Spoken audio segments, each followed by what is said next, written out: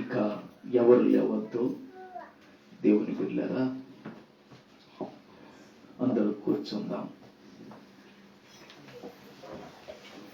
ఇక లేచి బయటికి ఎవరు వెళ్ళవద్దు.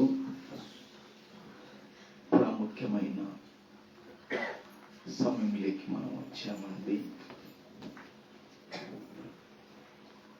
దేవుని యొక్క వాక్యాన్ని మనమందరం కూడా జాగ్రత్తగా విందామండి. పౌలు గారండి అంతరాత్రిలో విస్తరించి మాట్లాడుతున్నారట. విశ్వాసులు కూడా చాలా ఆసక్తిగా వింటున్నారండి. యవనస్తునికి నిద్ర వచ్చింది, 3వ అంతస్తు నుండి కింద పెట్టాడు, కానీ దేవుడు మరలా లేపాడు. ప్రభువుకు మహిమ కలుగును గాక. ప్రభువుకు మహిమ కలుగును గాక. దేవుని బిడ్డలారా, పరిశుద్ధ గ్రంథముల నుండి సామెతలు గ్రంథము, పరిశుద్ధ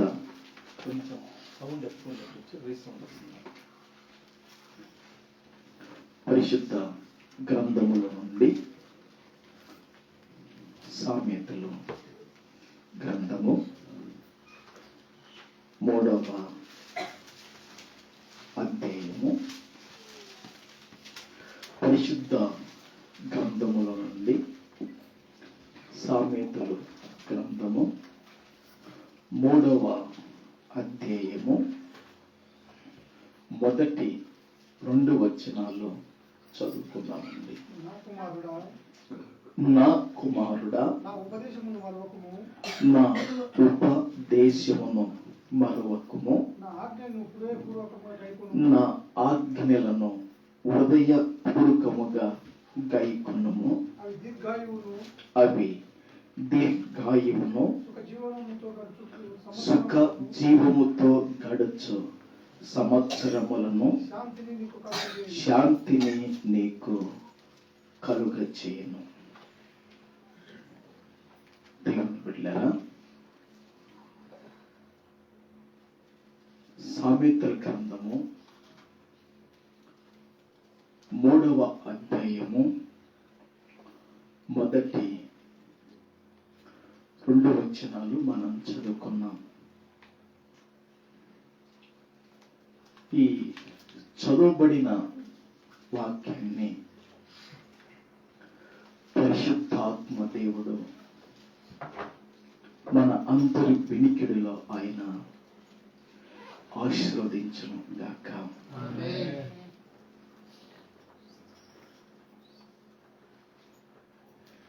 ఈ 2021వ సంవత్సరంలో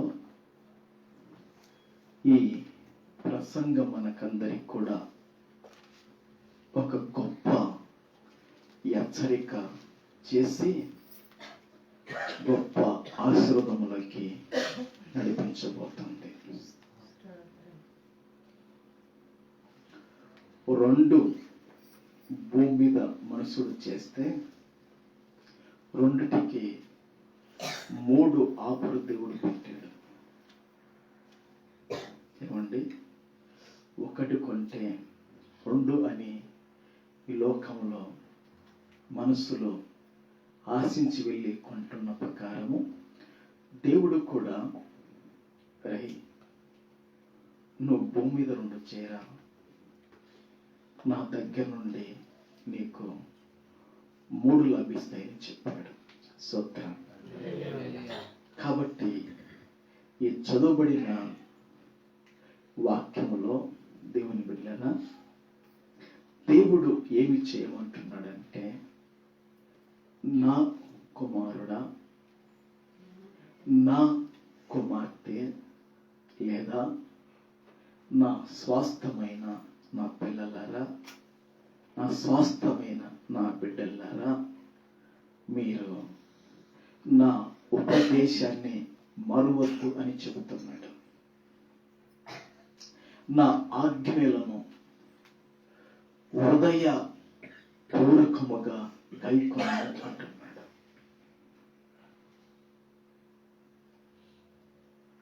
మన జీవితాలలో, మన కుటుంబాలలో దేవుని బిడ్డలారా, మనము ఎక్కువగా మరిచిపోయేది ఉపదేశం. ఇప్పుడు మీకు నేను ఏం చేస్తున్నానంటే ఉపదేశము చేస్తున్నాను. దేవుడు ఏం చెబుతున్నాడో, నా ఉపదేశమును మీరు మరవకండి అని చెబుతున్నాడు. నా ఆజ్ఞలను హృదయపూర్వకముగా గైకొనమని చెబుతున్నాడు. ఇవి మీరు చేయగలిగితే కన్నా మీకు ఏం కలుగుతాయి అంటే దీర్ఘాయు కలుగుతుందని చెప్తున్నాడు. 2వదిగా సుఖ జీవముతో గడుచు సంవత్సరాలు మీకు కలుగుతాయి. 3వదిగా మీకు శాంతి లేదా సమాధానం కలుగుతుందని దేవుడు చెబుతున్నాడు. దేవుని బిడ్డలారా, కొన్ని మాటలు చెప్పి నేను వాక్యంలోకి వెళ్తాను. ఈ లోకములోన, ఈ ప్రపంచములోన దేవుని బిడ్డలారా, ఉపదేశములో ప్రతి మతములో కూడా ఉన్నాయి. హైందవ మతములో లేదా హిందూ మతములో కూడా ఉపదేశములు చేసేవారు చాలా మంది ఉన్నారు. ఓకే. రెండోదిగా దేవుని బిడ్డలారా, ముస్లిం మతములో కూడా ఉపదేశములు చేసేవాళ్ళు చాలా మంది ఉన్నారు. మూడోదిగా బౌద్ధ మతములో ఉన్న ఉపదేశములు చేసేవాళ్ళు చాలా మంది ఉన్నారు.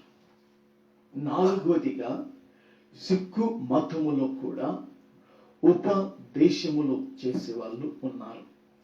ఈ విధముగా దేవుని బిడ్డలారా, ప్రపంచములోన ఆయా మతాలకు సంబంధించి, ఆయా తెగలకు సంబంధించి ఉపదేశములు చేసేవాళ్ళు ఉన్నారు. ఆ ఉపదేశములు దేవుని బిడ్డలారా, మనం చదువుకున్న వాటిని అవి ఇవ్వలేము. దేశ ప్రధానులు కూడా ప్రజలకు ఉపదేశం చేస్తున్నారు. రాష్ట్ర మంత్రులు కూడా ప్రజలకు ఉపదేశం చేస్తున్నారు. ఈ ఉపదేశాలు మనుషులకు ఎంత మట్టుకు ఉపయోగపడతాయో తెలియదు, కానీ మనం చదువుకున్నామే, మనం ఇప్పుడు ధ్యానించబోతున్నామే, ఆ ఉపదేశము దేవుని బిడ్డలారా నీకు ఔషధం వంటిది. ప్రభుకు మహిమ కలుగును గాక. ఆ ఉపదేశము నీకు జ్ఞానము వంటిది. ఆ ఉపదేశము నీకు వర్షము వంటిది. ఆ ఉపదేశము నీకు దేవుని బిడ్డలారా ప్రయోజనకరమైనదని దేవుని ఆత్మ కలిగిన దేవుని దాసునిగా మీకు తెలియజేస్తున్నాను. ప్రభుకు మహిమ కలుగును గాక. దేవుని బిడ్డలారా, నా కుమారుడా, నేను ఎందుకు గట్టిగా మొత్తుకోనంటే మైకు చాలదు, నా సౌండ్కి ఇది చాలదు, కాబట్టి నాకు గొంతు పోతుంది, కాబట్టి సైలెంట్ చెప్తాను. ఓకే, మీరు వినాలి. నా కుమారుడా, నా ఉపదేశమును మరొకను. ఈ లోకములో తల్లి పిల్లలకు ఉపదేశం చేయొచ్చు, తండ్రి పిల్లలకు ఉపదేశం చేయొచ్చు. వారి ఉపదేశం వినుట వారికి అది క్షేమకరం, అది వారికి దీవెనకరం, మేలుకరం అని మరొకసారి మీకు జ్ఞాపకం చేస్తున్నాను. నా కుమారుడా, నా ఉపదేశములు, నా పిల్లలారా, నా ఉపదేశాలను మరవకండి. నా ఆజ్ఞలను, నా శాసనములను, నా కట్టడలను, నా హృదయముల నుండి వచ్చిన ఆజ్ఞలను మీరు హృదయపూర్వకంగా గైకొంటే కానా, హృదయపూర్వకంగా వాటిని ఇష్టపడి నడుచుకోగలిగితే, హృదయపూర్వకంగా మీరు అనుసరించి నడుచుకోగలిగితే కానా నా ఆజ్ఞలు, నా ఉపదేశం భూమి మీద మీకు దీర్ఘాయులు అనుగ్రహించగలుగుతాయి. ఒకసారి చప్పట్లు కొట్టండి.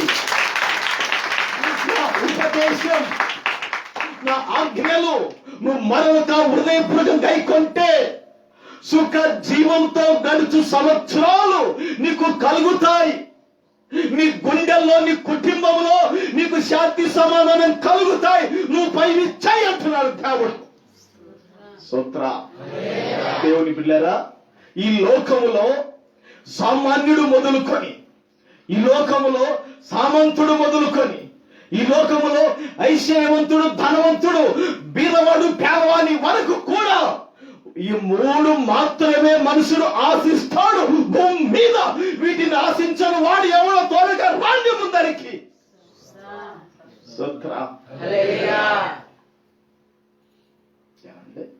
ఈ మూడు ప్రతి వ్యక్తి భూమి మీద ఆశిస్తాడు.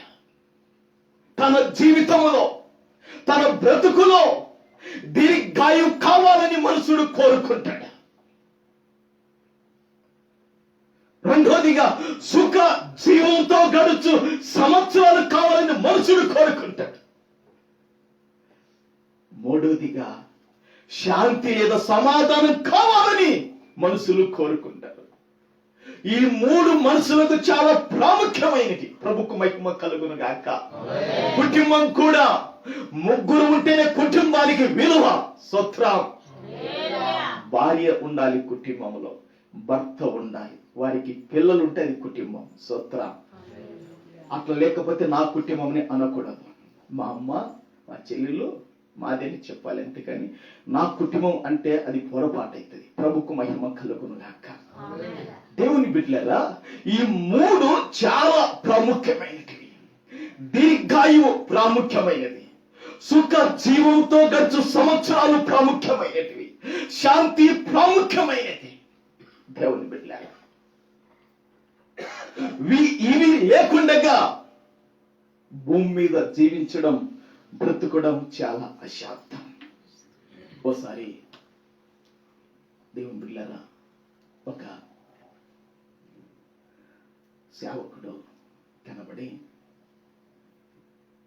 ఒక గుంపు భూమి మీద ఉంది. ఓ గుంపు భూమి మీద ఉంటే ఆ గుంపు వారికి ఆ సేవకుడు కనబడి వాళ్ళకి చెప్పాడు, అమ్మా, నీతో పాటు నీ భర్తను కూడా మందిరానికి తీసుకురమ్మా అన్నాడు. అయ్యా, నేను చెప్పాను, మా ఆయన మందిరానికి రావడం లేదయ్యా, నువ్వు వచ్చి చెప్పు అని చెప్పింది. ఈ సేవకుడు వెళ్ళి, ఏమయ్యా, ఆదివారం కూడా నీకు పని అవసరమా? మరి ఆరాధన రోజు ఉండే రోజు నీకు పని అవసరం? మందిరానికి అనవచ్చుగా అంటే, ఈ సేవకుని మాట విన్నాడు. ఈ సేవకుని మాట ఏం చేశాడంటే, ఇక తృణీకరించాడు, ఇక ద్వేషించాడు. ఆ మాటను దేవుని బిడ్డలారా కాల రాసి తృణీకరించి వెళ్ళిపోయాడు. ఇట్లా భర్త తృణీకరించాడు. తర్వాత ఇంట్లో బిడ్డలకు చెప్పాడు, కొడుకులు కూడా చెప్పాడు. చెప్తే దేవుని బిడ్డలారా, వీళ్ళంతా ఉపదేశాన్ని తృణీకరించే ఒక గుంపు, ఉపదేశమును త్రోసివేసిన ఒక గుంపు, ఉపదేశమును దేవుని బిడ్డలారా అలా చేసిన గుంపు. ఈ గుంపుకు ఏమైపోయిందంటే, ఒక దినము రాని వచ్చేసింది. ఒక దినం రాని వచ్చేస్తే రోజు రోజుకు శరీరంలో ఉన్న కండలు కరిగిపోయినాయి. రోజుకి ఏం కరిగిపోయినాయి అమ్మా? శరీరంలో ఉన్న కండలు కరిగిపోయినాయి. ఇక వారు ఉన్న స్థలం నుంచి కొంచెం లేవటానికి కష్టమైంది. వారికి ఒక 2-3 కావలసి వచ్చింది తీసుకుపోవాలంటే బయటికి. ఇంకా ఫైనల్గా ఏమైపోయినాడంటే, దేవుని బిడ్డలారా, పడిపోయాడు. వాడు ఏ పడకలో ఉంటాడో, వాడు ఏ మంచంలో ఉంటాడో ఆడ పడిపోయి దేవుని బిడ్డలారా కొంచెం తిప్పితే సరిపోతుంది. ఆడ పడిపోయి మూలుగుతూ ఉన్నాడంట. మూలుగుతూ ఆ రోజు నేను కనపడనేమో నీకు. ఆ రోజు పాస్టర్ గారు వచ్చారా, సేవకుడు మందిరానికి రామన్నారా, సేవకుల మాటలు తూసివచ్చానరా అనుకుంటా మూలుకుంటుంటారంట. ఆ రోజు పాస్టర్ గారు నమ్మి బాప్తిసం తీసుకోమన్నారా, ఈ పాపాన్ని విడిచిపెట్టమన్నారా అంటే, నేను విడిచిపెట్టకపోతారా అని మూలుగుతూ వీళ్ళని ఎవడు లేపలేకపోతున్నాడంటే, నేను పరిస్థితి అయిపోయింది. వీనికి ఇంకా కండలు గరిపోయినాయి, ఇంకా లోపల బలం లేదు, లోపల శక్తి లేదు, అయిపోయింది.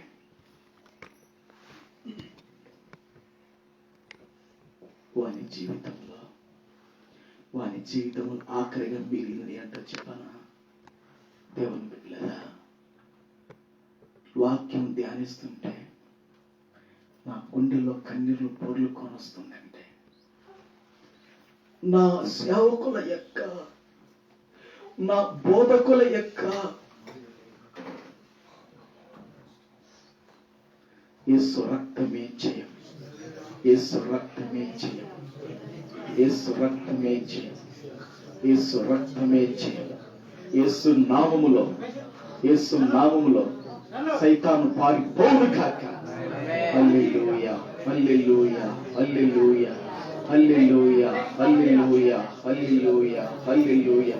యేసు రక్తమే జయం, యేసు రక్తమే జయం, యేసు రక్తమే జయం, యేసు రక్తమే జయం. దేవునికి మహిమ కలుగును గాక. హల్లెలూయా, హల్లెలూయా, హల్లెలూయా, హల్లెలూయా, హల్లెలూయా.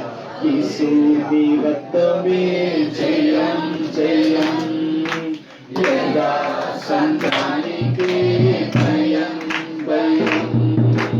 యేసు నీ రక్తమే జయం జయం, యెహోవా సంతానికి భయం భయం.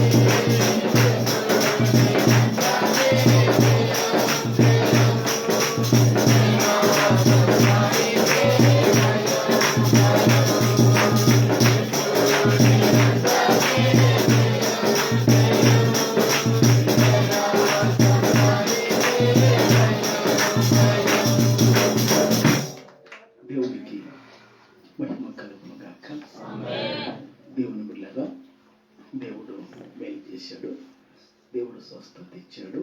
ఏమి కాదు, బండిని దేవుడు స్వస్థపరుస్తాడు. ప్రభుకు మహిమ కలుగును గాక. ఆమేన్. ఎక్కడికి వచ్చాను చెప్పండి? ఎక్కడికి వచ్చి ఆగిపోయాం? ఉపదేశకుల మాట. దేవుని బిడ్డలారా, నా ఉపదేశకుల మాట వినకపోతేనే, దేవుని ఆజ్ఞలను హృదయపూర్వకంగా గైకొనకపోతేనే ఎప్పుడు అనుకుంటాడో తెలుసా? ఎప్పుడు అనుకుంటాడో తెలుసా? తనలో ఉన్న శక్తి అంతా కోల్పోతాడు, తనలో ఉన్న బలమంతా కోల్పోతాడు, తనలో ఉన్న ఆరోగ్యం అంతా కోల్పోతాడు. లోకంలో తనకు చివరికి మిలిగేది కన్నీరు, చివరికి మిలిగేది బాధ, చివరికి మిలిగేది వేదన, చివరికి మిలిగేది భయంకరమైన దేవుని బిడ్డల కన్నీటి ప్రవాహం. అయ్యో నా సేవకులు, అయ్యో మా బోధకులు చెప్పినట్లు మేము వినింటే ఎంతో బాగుండు కదా అని ఒక గుంపు నశించిపోయినట్ట. ఆ గుంపులో, ఆ కోణంలో మనం కానీ, మన కుటుంబాలు కానీ, మన పిల్లలు కానీ ఉండకుండా చూసుకుందాం గాక. ప్రభువుకు మహిమ కలుగును గాక.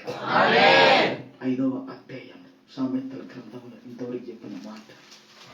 సామెతల గ్రంథం 5వ అధ్యాయము 11 నుంచి 14 వరకు చదువుకుందాం. తుదకు నీ మాంసమును నీ శరీరమును క్షీణించినప్పుడు అయ్యో ఉపదేశము నేనెట్లు త్రోసి వేసి తిని. ఒక్క నిమిషం సంవత్సరం ఏమండి, తనకు తాను ఒక ప్రశ్న వేసుకుంటున్నాడు. అమ్మలారా, అయిలారా, తనకు తాను ఒక ప్రశ్న వేసుకున్నాడా? ఎప్పుడు ప్రశ్న వచ్చిందో తెలుసా? తన యొక్క బలమంతా కూడా, తన యొక్క శక్తి అంతా కూడా ఏమైపోయిందంట? క్షీణించిపోయిందంట. అంటే వీడు ఇంకా ఎవరికి పనికిరాడో. అతని శరీరం, అతని మాంసము క్షీణించిపోయింది. వైద్యానికి కూడా పనికిరాదు వారి బాడీ, వారి శరీరము. ఏ ఔషధానికి పనికి రాదు, ఏ స్పెషలిస్ట్ హాస్పిటల్కి వెళ్ళినా అది పనికి రాదు చేయటానికి. కారణం ఏంటంటే దేవుని బిడ్డలారా, అతని మాంసం, అతని శరీరం క్షీణించిపోయిందంట. చేసే వైద్యం కూడా ఆ శరీరానికి పట్టదు, ఇక పనికి రాదు చేసిన కూడా. అప్పుడు అనుకుంటాడంట, అయ్యో ఉపదేశం నేనెట్లు త్రోసి వేసి. దేవుని బిడ్డలారా, దేన్ని త్రోసి వేశాడంట? ఉపదేశమును త్రోసి వేసి తిని. పాస్టర్ గారు అంటాడు, అమ్మలారా మందిరానికి రండి, అయిలారా మందిరానికి రండి, వాక్యానుసారంగా నడుచుకోండి చెబుతాడు. వీరే చెప్పేది ఇదే లే అనుకోకూడదు. అనుకుంటే మోసపోతావు. స్తోత్రం.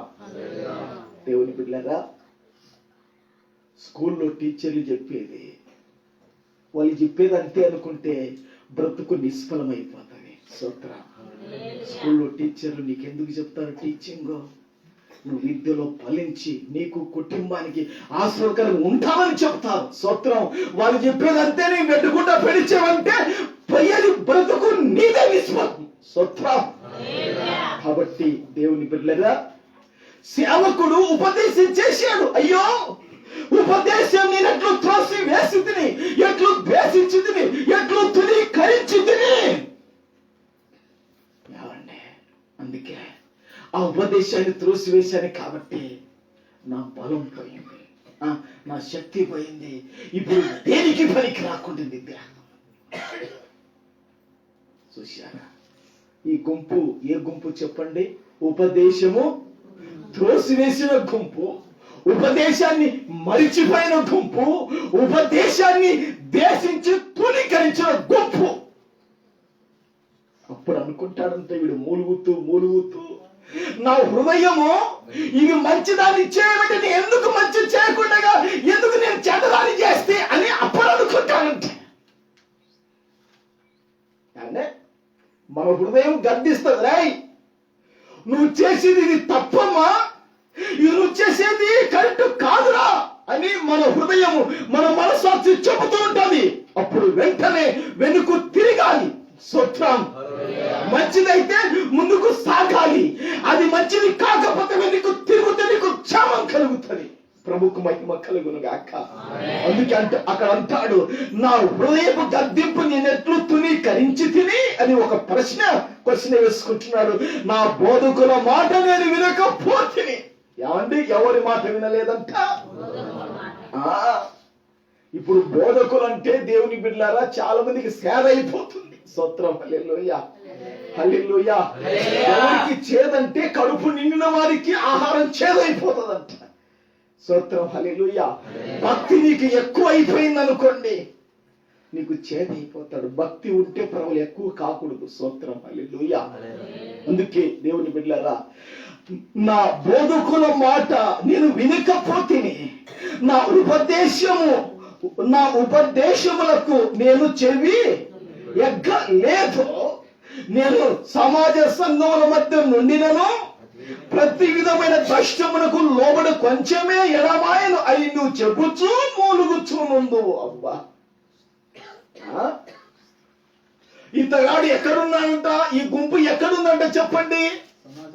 సంఘము సమాజం మధ్యలోనే ఉంటున్నారు. కానీ దేని చేత పట్టబడ్డారు? వీళ్ళు దుష్టత్వం చేత పట్టబడ్డారు. స్తోత్రం. హల్లెలూయా. ఈరోజు లోకములో దుష్టత్వం చేత బాణాలు కాల్చుకుంటూ, కేకులు కట్ చేసుకుంటూ, ఇష్టానుసారంగా టయాన్ని, కాలాన్ని వ్యర్థం చేసుకుంటున్నారు. దేవుడు మనకిచ్చిన కాలం, సమయాన్ని దేవుని కొరకు ఖర్చు పెట్టడానికి దేవుని కాడికి మనం వచ్చాం. మన ధన్యులం. ప్రభుకు మహిమ కలుగును గాక. ప్రభుకు కొట్టని చప్పట్లు. దేవుని బిడ్డగా ఎవరి భక్తి వారిదే, ఎవరి ఆరోగ్యం వారిదే, ఎవరి విశ్వాసం వారిదే. స్తోత్రం. హల్లెలూయా. నా భార్య ప్రార్థన పోతుంది, నాకు కలుగుతుంది అనుకోకూడదు. స్తోత్రం. హల్లెలూయా. భార్య భక్తి భార్యదే, భర్త భక్తి భక్తదే, పిల్లదే, ఎవరిది వాళ్ళదే. స్తోత్రం. హల్లెలూయా. ప్రభుకు మహిమ కలుగును గాక. కాబట్టి మీ భక్తిలో, మీ విశ్వాసంలో నిలకడగుండి ముందు కొనసాగండి. అందుకే వాక్యం చెబుతుంది, నా ఉపదేశమును మరొకము. ఆదివారం ఉపదేశం వింటున్నావు, స్పెషల్ కూటాలు పెట్టి ఉపదేశం వింటున్నావు. ఒక ఉపదేశమైన నీ గుండెను కదిలించలేదా? ఒక ఉపదేశమైన నీ హృదయంతో మాట్లాడలేదా? ఒక ఉపదేశమైన నీ గుండెను కరిగించలేదా? ఎందుకు కఠినం చేసుకుంటున్నావు? ప్రభుకు మహిమ కలుగును గాక. నా ఉపదేశమును మరొకము, నా ఆజ్ఞను హృదయపూర్వకముగా గైకొనుము. అప్పుడు నీకేం కలుగుతుందో తెలుసా? దీర్ఘాయువు కలుగుతుంది. ప్రభుకు మహిమ కలుగును గాక. దేవుని బిడ్డలారా, దీర్ఘాయువు కలుగుతుంది. ఒక ఆయన అంటాడు, అయ్యగారండి మీ ఇంట్లో దీర్ఘాయువు ఉందండి అంటున్నాడు. మా జీ చచ్చిపోయినది మొదలుకొని ఇంతవరకు మా ఇంట్లో మరణం లేదండి. మరణాలు వెంటాడాయి. 2016 ఇంతవరకు సాక్ష్యం ఇచ్చినట్లు యేసేపు అమ్మను మరణం వెంటాడింది, నన్ను కూడా మరణం వెంటాడింది. కానీ ఆ మరణానికి పరిశుద్ధుడైన యేసు అప్పగించలేదు. ఆయనకు మహిమ కలుగును గాక.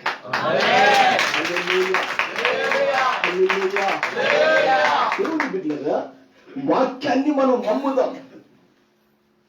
మనకు ఈ లోకములో ఐశ్వర్యం లేకపోయినా పర్వాలేదండి, ఈ లోకంలో మనకు ధనము లేకపోయినా పర్వాలేదండి, పేరు ప్రతిష్టతలు లేకపోయినా పర్వాలేదండి. దీర్ఘాయువు ఉంటే చాలు.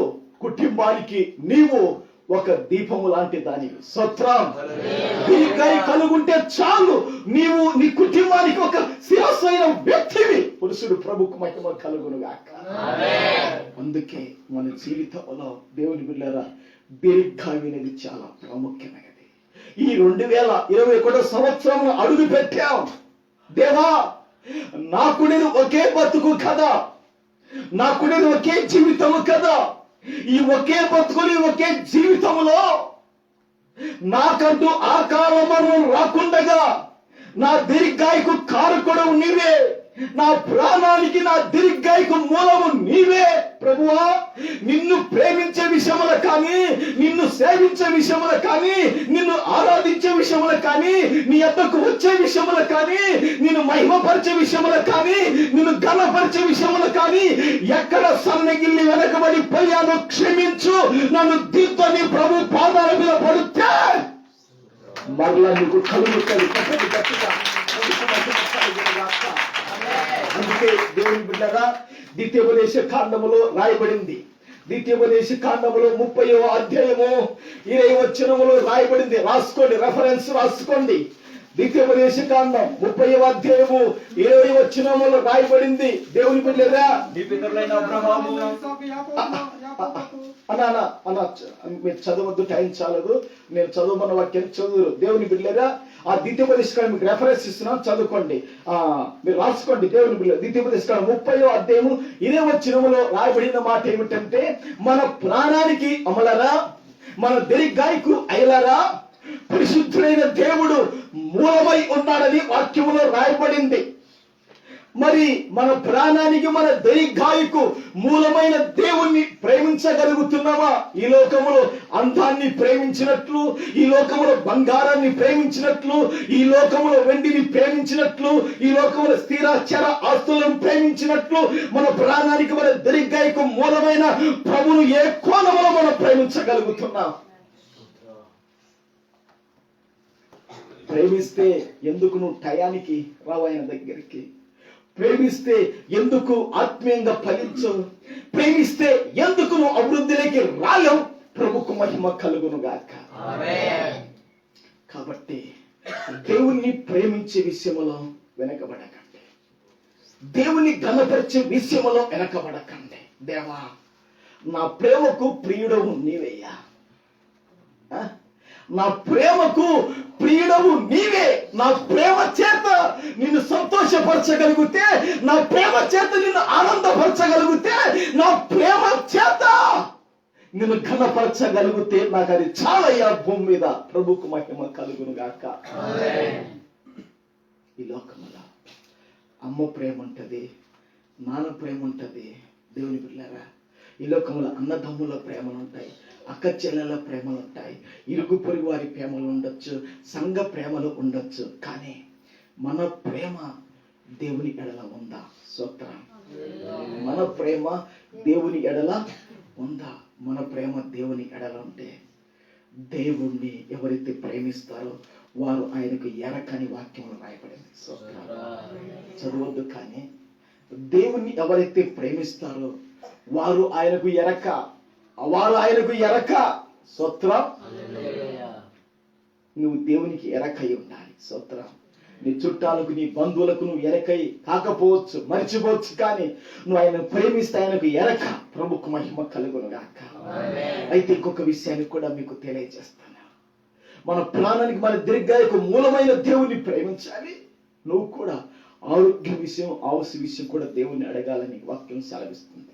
71వ కీర్తనలో ఒక మాట ఉంది, 18. ఈ మాట చదవండి. సంవత్సరం 71:18.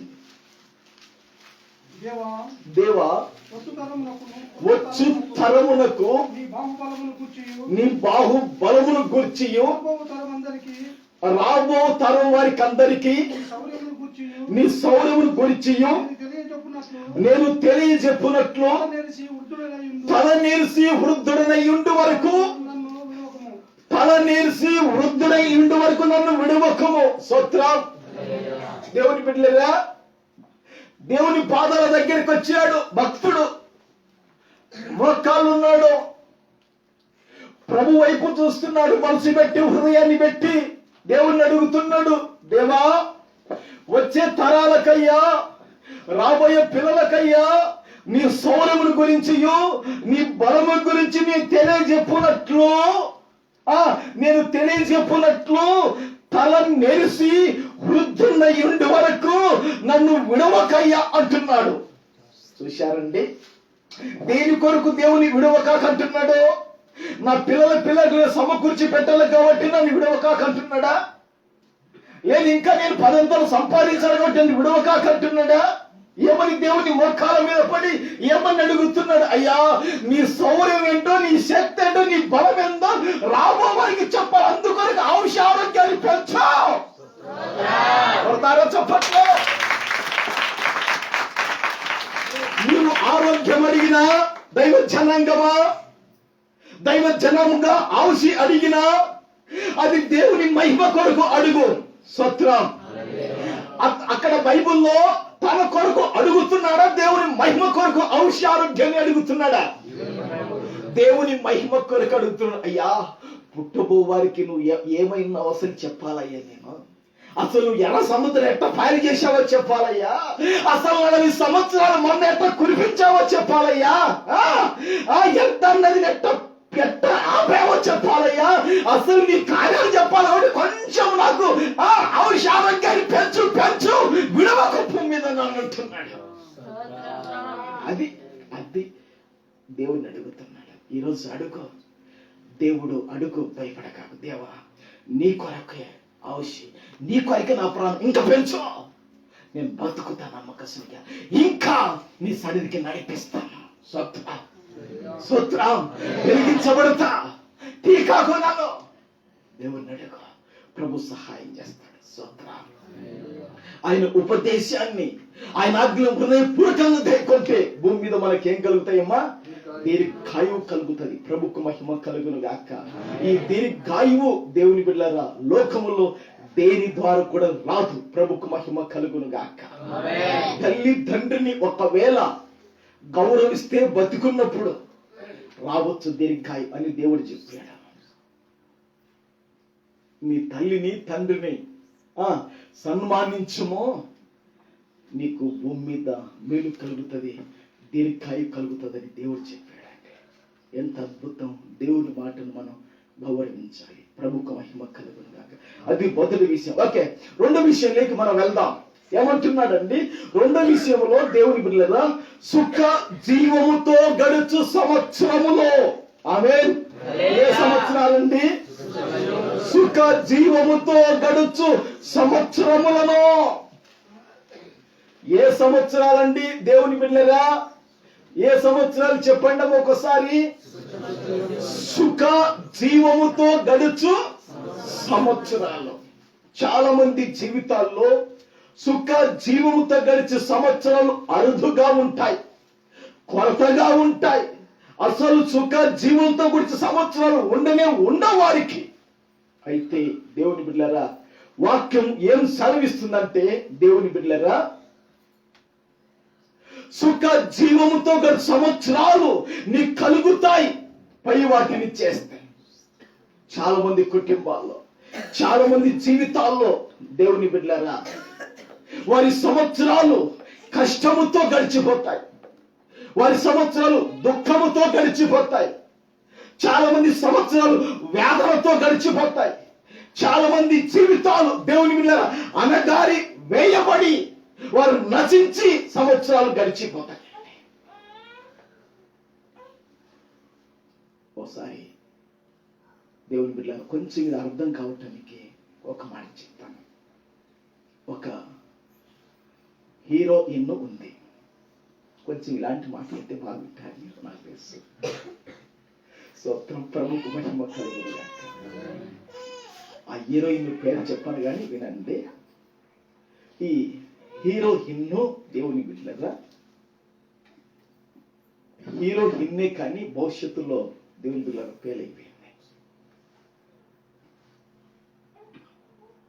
మంచిగా సినిమా తీసింది, మంచిగా డ్యాన్సులు వేసింది, మంచిగా నటన చేసింది. ఒక నటనకు ఒక పాత్ర చేయాలంటే చాలా కష్టపడాలంటే వాళ్ళు ఊరికే మామూలు కాదు. మేము ఒక ప్రసంగం చేయాలంటే దేవుని బిడ్డలారా మోకాళ్ళ మీద పోరాడాల. తర్వాత కొన్ని గంటలు కూర్చొని దాన్ని గురించి దేవుని ఆత్మను అడిగి రాయాలి సబ్జెక్ట్. ఏదో వచ్చి చెప్పేది కాదు, చదువుకొని. స్తోత్రం. హల్లెలూయా. ఈమె ఏ నటనకు ఆ పాత్రకు బాగా శిక్షణ పొందేది. చివరికి ఏమైపోయిందో తెలుసా? జీవితం అంతా కూడా దేవుని బిడ్డలారా సుఖ జీవంతో గడిచిన సంవత్సరాలు ఆమెకు లేవు. ఆమెకు చూస్తే మంచి అందగత్తెని, మంచి పర్సనాలిటీ గల స్త్రీయే, మంచిగా బంగారం ఉంది, కావలసిన ధనం ఉంది, కావలసిన ప్రతిష్టతలు ఉన్నాయి. కానీ చివరికి దుఃఖముతో, బాధతో, కన్నీళ్లతో సంవత్సరం గడిచి చనిపోయిందండి. చూశారా? వాళ్ళకి ఏం తక్కువ ఉంది? ఆ లోకంలో ఏం తక్కువ కూడా లేదు. ఇట్లా ఎంతో మంది ఉన్నారు, మీకు చెప్పగలను. కానీ అవి ఎక్కువ వాడుకోకూడదని నేను స్తోత్రం హల్లెలూయా. కొన్ని మీకు అర్థం కావటం కరెక్ట్ చెప్తాను అన్నమాట. సుఖ జీవముతో గడుచు సంవత్సరములను ప్రభుకు మహిమ కలుగును గాక. ఏ సంవత్సరాలండి? సుఖ జీవముతో గడుచు సంవత్సరాలు ఏవి కలుగజేస్తాయంట? దేవుని ఆజ్ఞలో హృదయపూర్వకముగా గైకొనాలి, ఉపదేశాన్ని మరవకూడదు. అప్పుడు నీ సంవత్సరాలు ఎట్లా ఉంటాయంటే సుఖ జీవముతో గడిచిన సంవత్సరాలు ఉంటాయి. చాలా మంది జీవితాల్లో, కుటుంబాలలో ఈ సుఖ జీవంతో గడిచిన సంవత్సరములు లేకుండా దేవుని బిడ్డలారా చాలా కష్టాలు, చాలా బాధలు, చాలా వేదనలు. ఎందుకు ఈ భర్త, ఎందుకు ఈ భార్య, ఎందుకు ఈ పిల్లలు, ఎందుకు ఈ సంసారం, ఏంటి ఇది అని దేవుని బిడ్డలారా చాలా బాధపడే వాళ్ళు ప్రపంచంలో ఉండకపోయారండి. అందుకే వాక్యం చెబుతుంది, దేవుని బిడ్డలారా నా వలన నీకు దీర్ఘాయు కలుగుతుంది, నా వలన నీకు జీవించే సంవత్సరాలు అధికమైతాయని దేవుడు చెప్పాడు. 9వ అధ్యాయం సామెతల గ్రంథం ఒకసారి చూడండి. సామెతల గ్రంథం 9:11. చదవండి. నా వలన నీకు దీర్ఘాయువు కలుగును, నీవు జీవించు సంవత్సరములు అధికములకును. ప్రభుకు మహిమ కలుగును గాక. దేవుని బిడ్డలారా నా వలన నీకు ఏం కలుగుతుందంటే అమలరా, నా వలన నీకు ఏం కలుగుతుంది? దీర్ఘాయువు కలుగును. నీవు జీవించు సంవత్సరములు ఏమైపోతాయంట? అధికమైపోతాయి. ఎంత అద్భుతమైన మాట, ఎంత శక్తివంతమైన మాట. దేవుని బిడ్డలారా నా వలన నీకు దీర్ఘాయు కలుగుతుంది.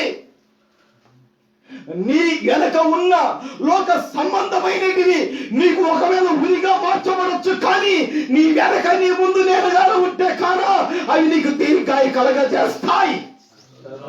ప్రభుకు మహిమ కలుగును గాక. ఓసారి టీడీపీ ప్రభుత్వంలో ఒక ఆయన గత 2020 సంవత్సరంలో ఏం చేసుకున్నాడు? ఊరేసుకొని, మీకు తెలుసు లేదు, గుంటూరు సైడ్ ఏం పేరు మీకు గుర్తుందా? శేఖరన్నకు బాగా గుర్తుంటది. ప్రభుకు మహిమ కలుగును గాక. మన ఊరేసుకుని చచ్చిపోయాడుగా. ప్రభుకు మహిమ కలుగును గాక. పేరు మర్చిపోయారు. ప్రభుకు మహిమ కలుగును గాక. దేవుని బిడ్డలారా, కాబట్టి మరి ఆయనకి ఏమి తక్కువ ఉంది? అసలు ఏమి కూడా తక్కువ లేదు. దేవుని బిడ్డలారా, మరి అతను స్పీకర్. దేవుని బిడ్డలారా, టీడీపీ ప్రభుత్వంలో స్పీకర్ అతడు. పేరు గుర్తుంది కదా, మీకు రాకుంటుంది, వస్తే గుర్తొస్తుంది. మళ్ళా ఏమైపోయాడంటే చనిపోయాడు, ఊరేసుకొని చచ్చిపోయాడు. మరి ఎన్నో ఉన్నాయి. అందుకే వాక్యం చెప్తుంది, నా వలన నీకు దీర్ఘాయువు కలుగును, నీవు జీవించే సంవత్సరములు అధికములగును. ప్రభుకు మహిమ కలుగును గాక. ప్రభుకు మహిమ కలుగును గాక. మన ఉద్యమ పాటలో ఒక పాట ఉంది, పాడేదం కీర్తించేదం ప్రియ చిన్నమ్మా. పాడదామా? పాడండి. మరి ఆ పాట నెమ్మది చూడండి ఎంతనో. ఒకసారి పాడితే సరిపోతుంది, ఇతర ముంపు పోతుంది. ప్రభుకు మహిమ కలుగును గాక. పాడేదం కీర్తించేదం ప్రియ చిన్నమ్మా. ఎంత? 851. ఓకే, పాడదాం. 851. దేవుడు ఒక పల్లె చరణం వాడుకొని వాక్యంలోకి వెళ్దాం. దేవుని బిడ్డలారా, 851. పాడేదం కీర్తించేదం ప్రియ జనమా.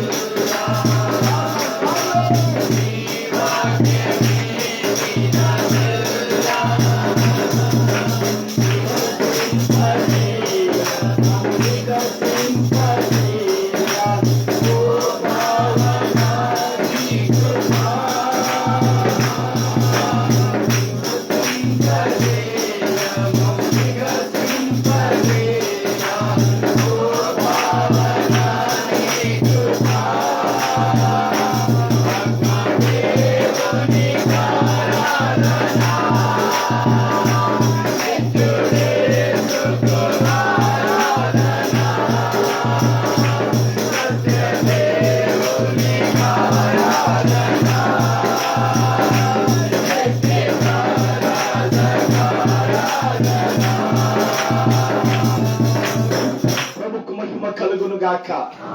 దేవుని బిడ్డలారా, ఏమి అనుగ్రహిస్తా అంటే దేవుడు చెప్పండి, సుఖ జీవముతో కూడిన సంవత్సరములను ఆయన ఏం చేస్తాడు, అనుగ్రహిస్తాడు. ఏ సంవత్సరాలు కావాలి మనకు చెప్పండి అమ్మలారా, ఎలారా? సుఖ జీవంతో గడుచు సంవత్సరాలు మనకు కావాలి. ఈ ప్రపంచంలో ఎన్నెన్నో ఉన్నాయి, కానీ సుఖ జీవంతో కూడిన సంవత్సరాల వరకు లేక ఈ లోకంలో సూసైడ్ చేసుకుని వెళ్ళిపోయేవారు కోట్ల కొలది ప్రజలు ఉన్నారు. దేవుని బిడ్డలారా, మరి దేవా నీవే మాకు సుఖ జీవంతో గడిచిన సంవత్సరాలు ఇవ్వండి అయ్యా. నీవే మాకు సంవత్సరాల దయా కిరీటం ఇవ్వండి అయ్యా.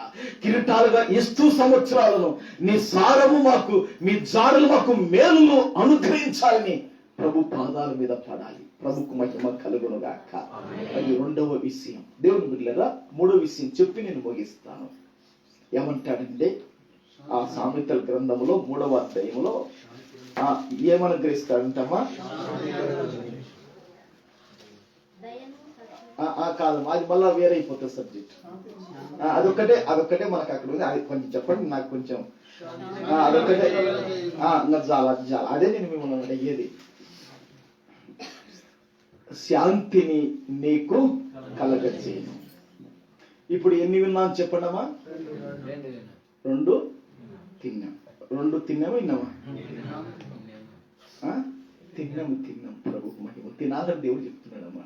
ఎలాగాసిన వాళ్ళు ఎంతమంది ఉన్నారు? ప్రభుత్వం బాలేదా?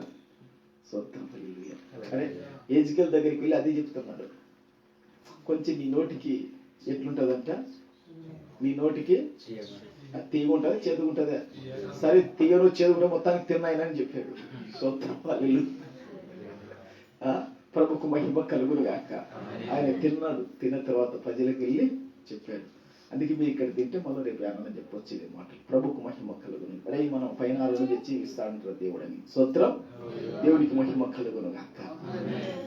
దేవుడు ఏమంటున్నాడంటే, దేవుని పిల్లరా, నా ఉపదేశాన్ని మరొకగానే ఉంటే కన్నా, నా ఆజ్ఞను హృదయపూర్వకంగా గైకుంటే కన్నా నీకు దీర్ఘాయు కలుగుతుందిరా భూమి మీద అంటున్నాడు. రెండోదిగా, నీ సంవత్సరాలు సుఖ జీవితం గడిచిపోతాయా నీ భార్యతోనూ, నీ పిల్లలతోనూ, మీ అన్నదమ్ములతోనూ, నీ ఇరుగు పొరుగులతో, నీ బంధువులతో, సంఘస్థులతో, విశ్వాసులతో మీ సంవత్సరాలు సుఖ జీవితం గడిచిపోతాయి అంటున్నాడు. స్తోత్రం.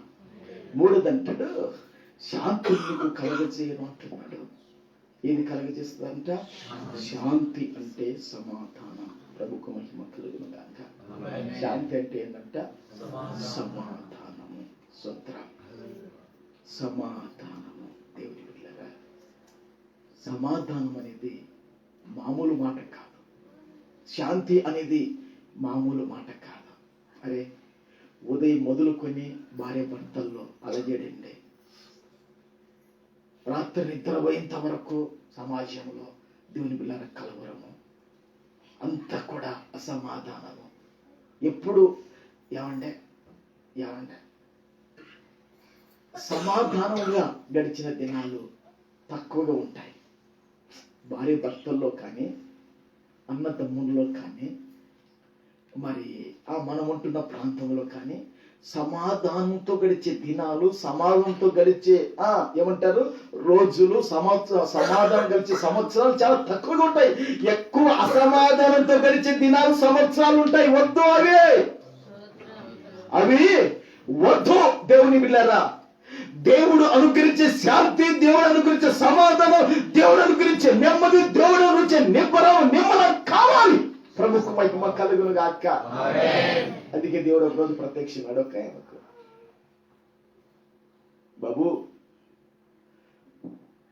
వాళ్ళు ఎప్పుడు కూడా తిరుగుబాటు చేసేవాళ్ళరా, వాళ్ళు ఎప్పుడు కూడా నిన్ను సన్నిహితులరా, వాళ్ళు ఎప్పుడు నిన్ను గుణితులరా, వాడు అట్ట ఇట్ట అని కొనుగుతారురా. నువ్వు ఇంతవరకు బాగా సహించావు కాబట్టి నీకేం చేస్తానో తెలుసా? మా శాంతిని ప్రసాదింపజేస్తాను. ఏమో ఏమి ఇస్తానంటున్నాడంట? నా శాంతిని మీకు ప్రసాదింపజేస్తాను, నువ్వు భయపడకాకు. ఇంట్లోకి వెళితే నీ భార్యతో నీకు శాంతి లేదురా, బయటకు వచ్చి ఏదో బైబుల్ పట్టుకొని సేవ చేస్తున్నవారు నాయనా, వాళ్ళంతా కూడా నీకు సంఘస్థులు, విశ్వాసున్నారు, కానీ నీ గురించి అంత చెడుగా మాట్లాడుకుంటున్నారు, అంత నీ గురించి లేని పొంది మాట్లాడుకుంటున్నారు. ఈ సేవ ఎందుకు, ఈ పరిచర్య ఎందుకని నువ్వు అనుకుంటున్నావు. కొంచెం తట్టుకరా బాబు, కొంచెం నెమ్మది కలుగుంటురా, నేను నీకు శాంతిని ఇస్తున్నాను కానీ దేవుడు చెప్పుతున్నాడు. ప్రభుకు మహిమ కలుగును గాక. ఆ మాట ఎందుకు అన్నాడు ఒకసారి చదువుకుందాం. నిర్గమకాండంలో మోషేతో ఎందుకు అన్నాడు ఒకసారి చూద్దాం. నిర్గమకాండంలో 33:14 చదువుకున్నాం. అందుకు పరిశుద్ధుడైన దేవుడు, అందుకు ఆయన సన్నిధి నీకు తోడుగా వచ్చును, నా సన్నిధి నీకు తోడుగా వచ్చును, నేను నీకు విశ్రాంతి కలగజేసేదను. ప్రభుకు మహిమ కలుగును గాక. ప్రభుకు మహిమ కలుగును గాక. అందుకు ఆయన నా సన్నిధి నీకు తోడుగా వచ్చును, నేను నీకు విశ్రాంతి కలగజేసేదనగా. ఏమంటే మోషే గారు చేతిలో ఏముంది? ధర్మశాస్త్రం ఉంది. అమ్మలరా, మోషే చేతిలో ఏముంది? ధర్మశాస్త్రం ఉందా? 10 ఆజ్ఞలు ఉన్నాయా? ద్వితీయ దిశగానం వరకు ఉందా? ధర్మశాస్త్రం మోషే చేతిలో ఉంది. దేవుని బిడ్డలారా, అయితే మోషే ద్వారా దేవుడు గొప్ప గొప్ప అద్భుతాలు, మోషే ద్వారా దేవుడు గొప్ప గొప్ప కార్యాలు, గొప్ప గొప్ప విజయాలు దేవుడు మోషే ద్వారా జరిగిస్తున్నాడు. కానీ ఆయన జీవితంలో దేవుని బిడ్డలారా శాంతి కొదవైంది. ఆయన జీవితంలో దేవుని బిడ్డలారా నెమ్మది కొదవుగా ఉన్నది. ఆయన జీవితంలో సమాధానము అసలు లేదండి. ఎప్పుడు ఒక గుంపు వస్తుంది, మాకు ఆకలిస్తుంది కురిపించు భోజనం అంటాడు. ఒక గుంపు వచ్చి ఇంకో గుంపు అంటది నీళ్ళు అయిపోయిన నీళ్ళు కావాలంటారు. ఇంకో గుంపు అంటది అరెలో తప్పడానికి తీసుకొని వచ్చి ఇక్కడికి. అసలు నేను ఆడ భరిస్తానే, నాతో కాదు ప్రభు అంటాడు మోషేనే. ఇంత తలకాయ నొప్పి పెట్టిపోయింది. ఏమన్నా ఒక మాట చెప్తానండి, మన ఇంట్లో భార్య పిల్లలతోనే తలకాయ నొప్పి పడితే మరి నేను పాశ్రమం ఇంతమందిని మేము చూసుకోవాలి కదా. ఏమైనా ఈరోజు ఎన్ని కార్యక్రమాలు, 4 కార్యక్రమాలు రాజు ఇంట్లో బర్త్డే ఆక్సది, చిన్నది బర్త్డే, మరి భరత్కు ఏకకు బాప్తిస్తాలు, మళ్ళీ రాత్రి 4 కార్యక్రమాలు. ఎంత ఉంటుంది మాకు విశ్రాంతి ఉంటుందండి? కొంచెం ఊరికి అట్లా వచ్చి సాయంత్రం నడుము వాల్సిన దేవుని బిడ్డలారా, నీకు విశ్రాంతి లేదు సేవలో, నీకు పరిచయం నెమ్మది లేదు, నిబ్బరం లేదు. నేను నీకు విశ్రాంతి ఇవ్వబోతున్నా. ప్రభుకు మహిమ కలుగును గాక. దేవుని బిడ్డలారా, మీరుంటున్న కుటుంబాలలో, మీరుంటున్న వీధులలో, మీరుంటున్న సంసారాలలో మీకు ఒకవేళ విశ్రాంతి అనేది శాంతి అనేది లేకపోతే కన్నా మీరు నమ్మకంగా ఉండి నిలబడగలిగితే అక్కడనే దేవుడు మీకు నెమ్మది, విశ్రాంతి, శాంతిని అనుకరింపబోతున్నాడు పరిశుద్ధుడైన దేవుడు.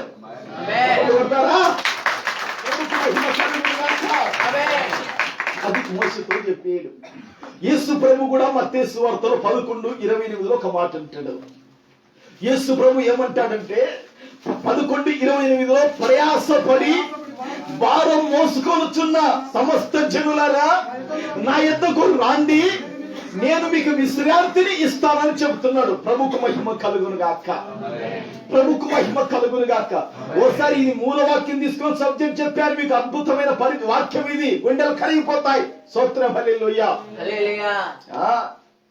యేసయ్య ప్రేమ పిలుపండి, అది యేసయ్య కరుణగల పిలుపండి, యేసయ్య దయగల పిలుపండి, యేసయ్య హృదయానుసారంగా పిలిచే మంచి మనసుతో రమ్మంటున్నాడు తన దగ్గరికి. ప్రభుకు మహిమ కలుగును గాక.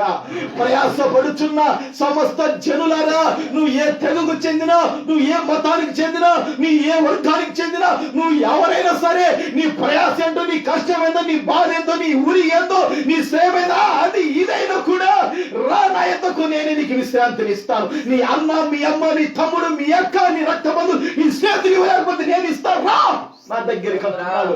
రండి రండి యేసుని యొద్దకు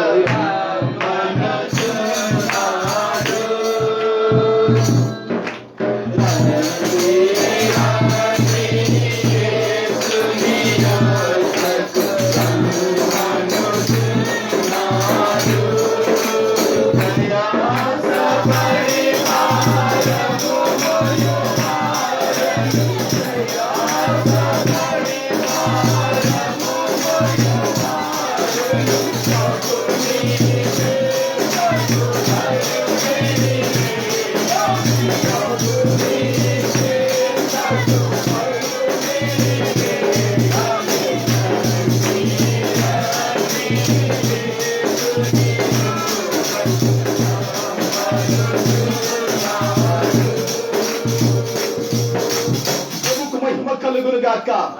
యేసయ్య పిలుపులో కరుణ దాగి ఉంది అమరరా. యేసయ్య పిలుపులో దయ కలిగి ఉంది అయ్యలారా. యేసయ్య పిలుపులో కరుణ కటాక్షం ఉన్నది. దేవుని పిల్లలారా, ఆ పిలుపును గౌరవిస్తే, ఆయన దగ్గరికి వస్తే ఆయన శాంతిని, నెమ్మదిని, సమాధానం అనుకరించేవాడు. ప్రభుకు మహిమ కలుగును గాక. ఒక రెఫరెన్స్ చూడండి.